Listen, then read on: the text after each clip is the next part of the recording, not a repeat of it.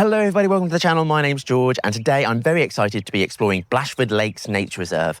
This is a site that's managed by Hampshire and Isle of Wight Wildlife Trust, and it's a site I've only visited once before, and that was on a cold, wet, miserable winter's day. So I'm very excited to take a look around today on this glorious, hot, sunny day in the middle of June.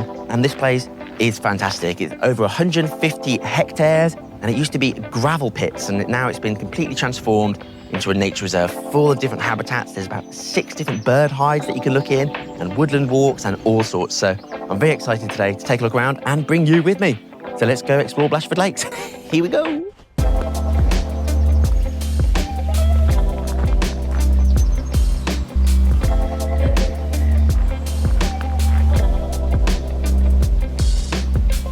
Ahead of a big day of bird watching and filming a YouTube video, it is very important to prepare correctly. As my school teachers always used to say, fail to prepare, prepare to fail. And besides, a lot of people are asking me, George, what is your morning pre-bird watching routine? Well, here it is, folks. First off, after I finish my 500 press-ups and 500 sit-ups, I tidy my bedroom and then pack my bag for the day, making sure I've got all my cameras, lenses, memory cards and spare batteries that I might need for a big day of birding. After the room's tidy, the bag's packed, the teeth are clean, and the press-ups, which I definitely did do, are done, it's time to relax a little bit with my coffee and just do a little bit of pre-birding revision. It was then time to shower, choose the outfit and the appropriate bird-related hat, maintain that Garmin tan line, of course, and then I'm almost ready to go. However, it's going to be absolutely scorching today, 27 degrees, so making sure I'm wearing lots of sun cream, and then I'm pretty much ready to go. I'm spending the summer living in the New Forest with my parents, and Blashford Lakes only about a 20-minute drive away, so it's time to load up the car with all my bird belongings and hit that open road ready for a big day out in nature. Let's have it.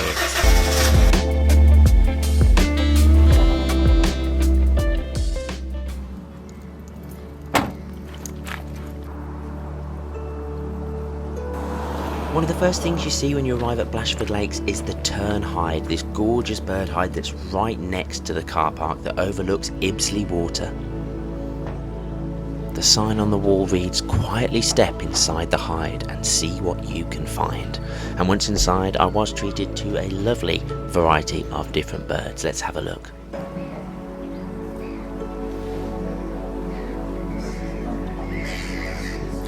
One bird that did come really nice and close to the hide was this great crested grebe.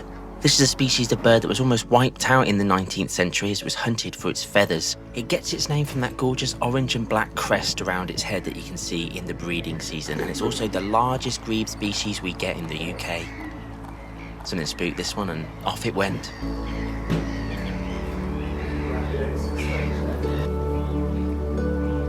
There were also a fair oyster oystercatchers around. I absolutely love these birds with that long orange bill that they actually, despite their name, use to mostly feed on mussels and cockles.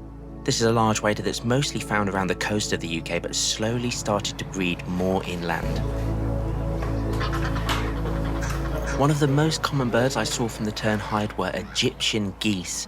This colourful goose, related to shelduck, was actually introduced to the UK in the 17th century in like ornamental ponds, and it's only really recently started to expand its range from East Anglia, London and surrounding counties. Just as I was getting ready to leave the Tern Hide, I was treated to some fantastic up-close views of probably one of my all-time favourite waders. This is the Lapwing. Just look at that fantastic green iridescent sheen on its back there, and of course that funky crest on top of its head. This was once a common bird but has suffered a 62% decline since 1967 and unfortunately is now on the red list.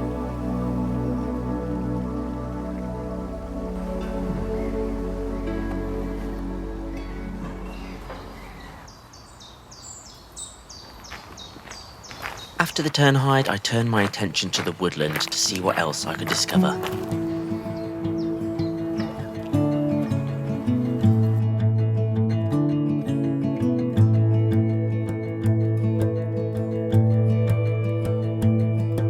It feels so much cooler when you get into the woods. Such a welcome relief, especially when you're carrying all this, which is so heavy. That's like 4.5, 5 kilos just carrying around with you all day in the sun. It sucks, but this is what goes into these videos, guys. This is what I put up with to make the best content possible.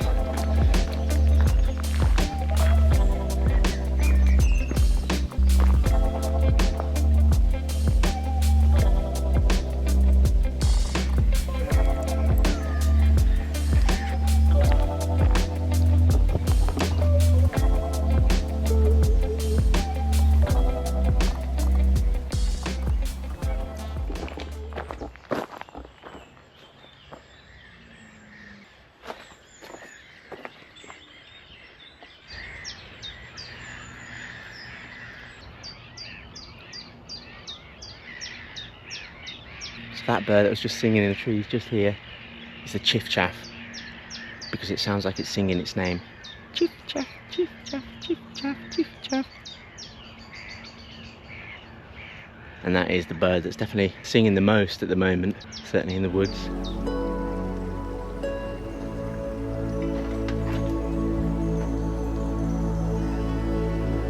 It's nice to get in out of the sun. It's baking hot.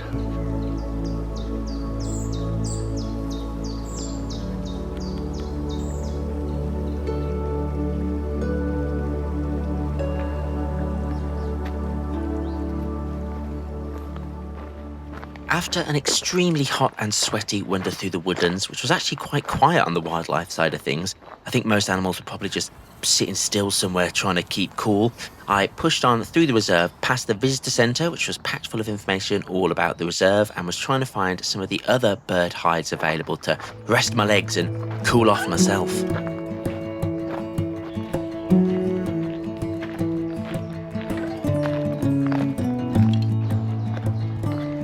The next hide that I'm meant to come across is apparently the Ivy North hide. Ah, this must be it.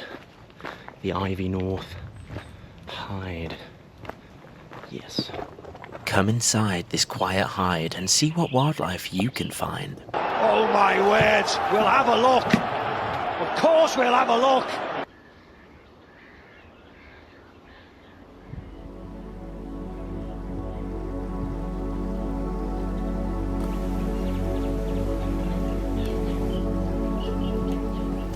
A few reed warblers darting down into the reeds, so I guess they're feeding chicks. But other than like a lone great crested grebe and a distant family of swans, it's quite quiet in that hide. So pushing on, and the next one that I'll come across is called the woodland hide. I think I remember this hide had some feeders last time I visited in the winter, so we'll have to see if they're still up.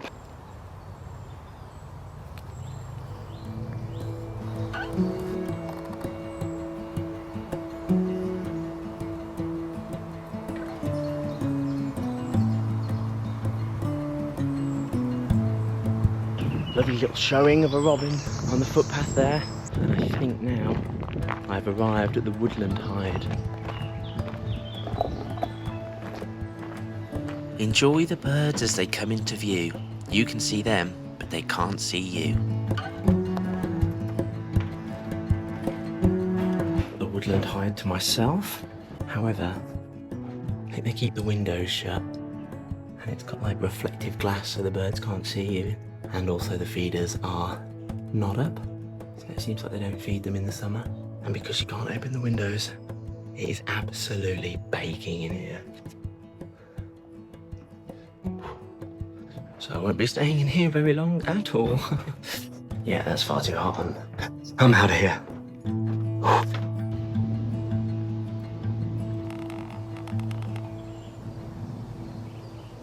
Unfortunately, the car parks actually get locked at 4:30 here, which I hadn't really taken into consideration. So I've only got about an hour and a half left, which is a shame, as I would definitely stay longer if I could. It's such a beautiful day. Oh, I've got a grey heron on the far side of this lake here.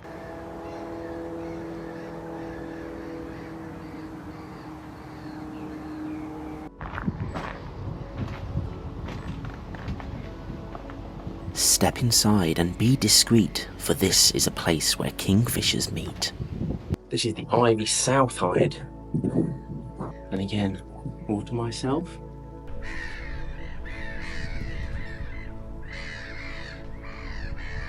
couple just left as I got in, and they said that kingfishers had been spotted over on this far side. I've been here about 15 minutes and nothing yet. Just one black-headed gull. Quite happy just being sat on this little log out there.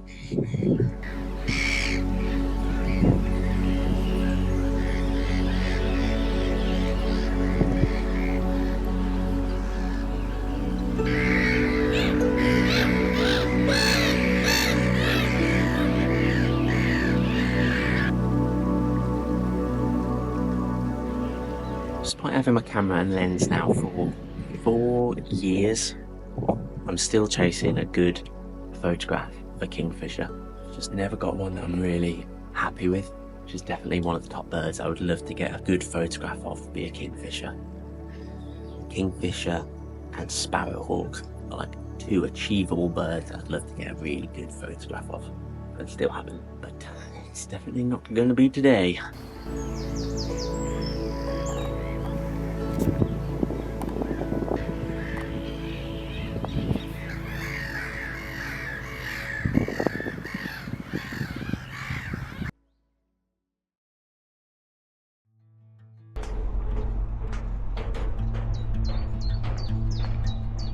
So unfortunately the kingfishers didn't show up, so my quest to get a good kingfisher photo will continue. But as I left the bird hide, I came across this lovely broad walk which went over this gorgeous little pond, so I stopped here for a few moments and just enjoyed watching the damselflies and dragonflies as they skimmed over the pond surface.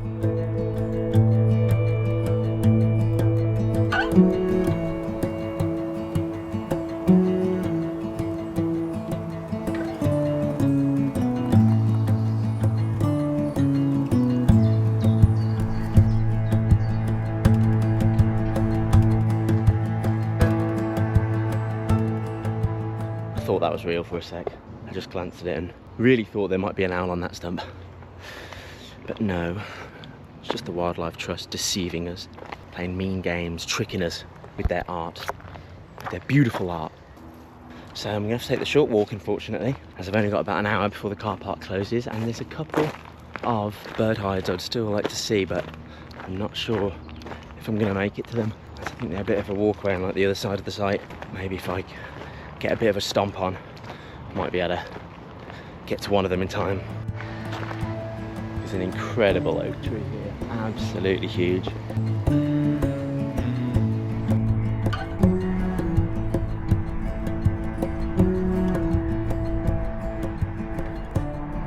So what I've done, popped back to the car, dropped off the rucksack and the tripod, and now I've just got the cameras with me. And I'm going to try and quickly dart down to the 2 hides that I haven't been to yet today, called the Lapwing Hide and the Goosander Hide. I feel like these hides are actually quite far away, so I might not be able to make it. So I'll just stop at the first hide we get to and see what's about. I feel like a new man now I'm not carrying that tripod.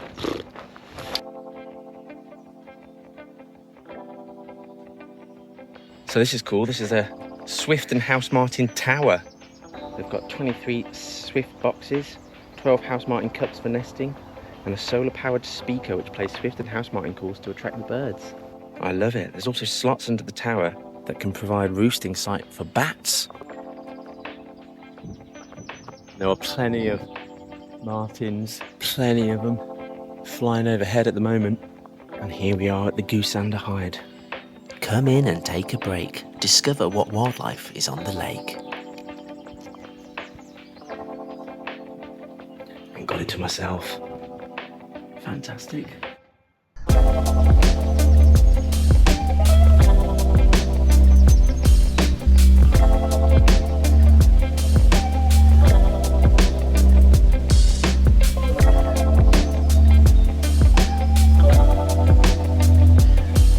Wow. There were so many sand martins flying around. It's just brilliant. They're all nesting in this bank that's right underneath the hide. Wow, that is fab.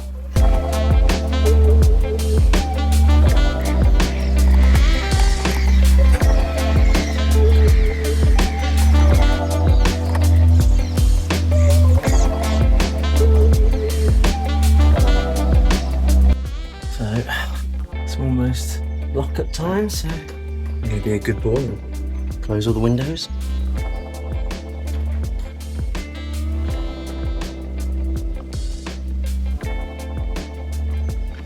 Closing time. You have to go home and you can't stay here. Okay, back in the car. Whew, that was a hot afternoon of bird watching. Highlights include oystercatchers, the close-ups of the lapwing, that's brilliant, and the sand martins for sure. Shame no kingfisher, but we'll try again. If you've enjoyed this video, be sure to give it a like, subscribe to the channel if you want to see more nature, wildlife, bird related stuff in the future. Please subscribe to the channel, and you can follow me on social media at George Cuckoo. All right then, thanks for watching. I'll see you later. Bye.